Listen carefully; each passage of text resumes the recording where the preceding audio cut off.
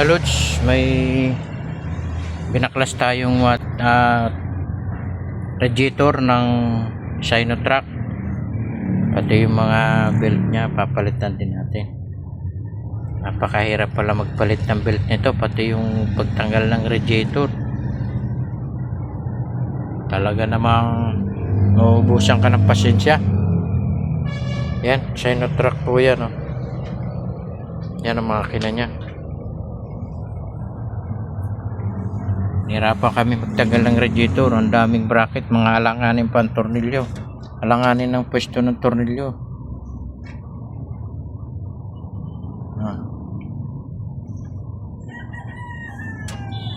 Mahirap, mapakahirap pa namin gawin.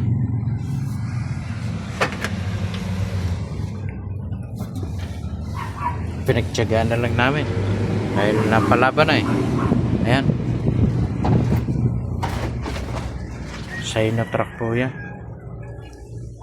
Sobrang hirap magbaklas ng radiator. Mga alanganin yung tornilyo, makikita nyo naman yan. Yung nut nya na doon sa bracket, sa lalim ng bracket ng steering pump, ay steering box.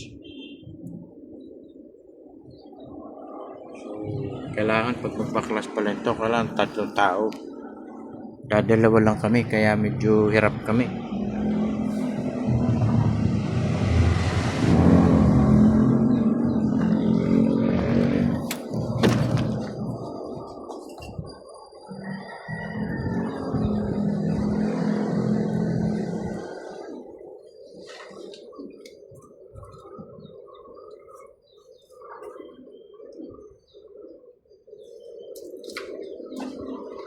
Yan na yung radiator niya, naibaba na namin. Yan ang status ng radiator, tsaka yan din yung tagas.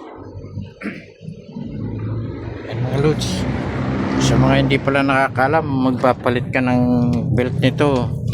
Baka hindi nyo alam kung paano i-release yung idler niya. Yan. Makikita nyo yan. Idler niya yan. Yan o ang pipitin nyo. Yan. Para mag-release yung fan belt. Mga belt niya.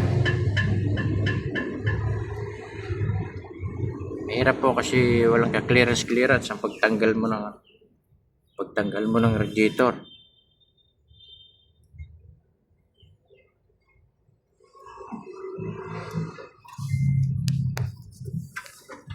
Ayan siya mga lodi, oh. Yan ang makina ng Sino.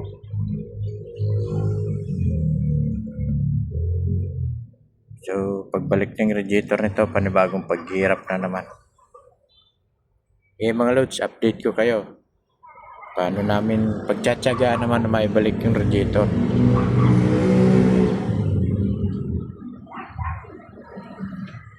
Yan, dagdag kaalaman sa mga hindi pa nakakalam paano magpalit ng belt niyan. Medyo may kahirapan, pero pag nakuha nyo yung technique, napakadali naman. Ito lang, pipihitin nyo to. Pipihitin nyo yan. Gre-release na yung belt. Mga lodi, maraming salamat.